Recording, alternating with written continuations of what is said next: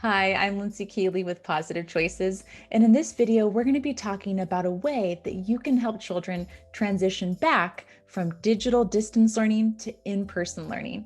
Even if you have a child or students who have been in the classroom since the get-go of this pandemic, we're still going to give you tips because this is a continual process of helping children adapt to the new circumstances in which we are now living.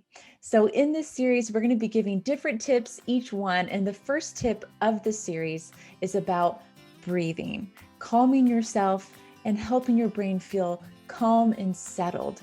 And this is a very easy thing to do.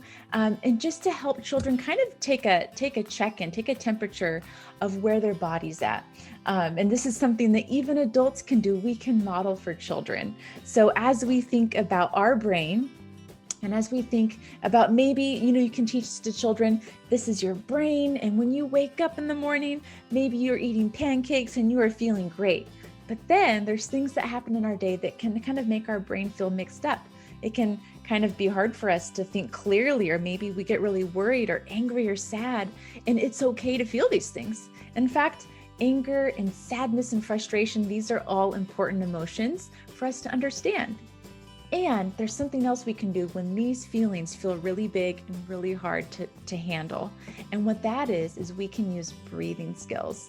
And these are breathing cards. So this is something you can cut them out, put them on a ring. And essentially these are different kinds of deep breaths, calming breaths that are paired with visuals to help children find ways to just really to center themselves and to also get oxygen to their brain. You can tell them how good this is for them at a physiological level, for their bodies, for their brains. So that is tip number one, is taking calming breaths. And really, as an adult, making sure that we know, how are we doing? Because I know as educators, I've been working with educators and what it's like with all these different requirements of having to have children, a certain distance apart at tables where they're by themselves and just trying to make all of that feasible. It can be hard on us. And children are extremely perceptive. They use social referencing, they use mirror neurons, they are just aware.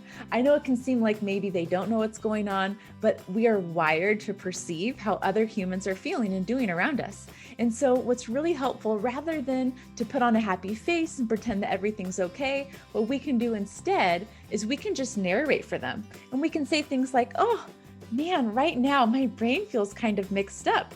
That was a difficult process coming in from recess and having to sanitize all the gym equipment. Wow. And you know what? I'm going to take some deep breaths because my brain personally feels a little mixed up. And kids will love that. You could say, oh, would you do that with me? Let's all breathe together. That's going to help all of us.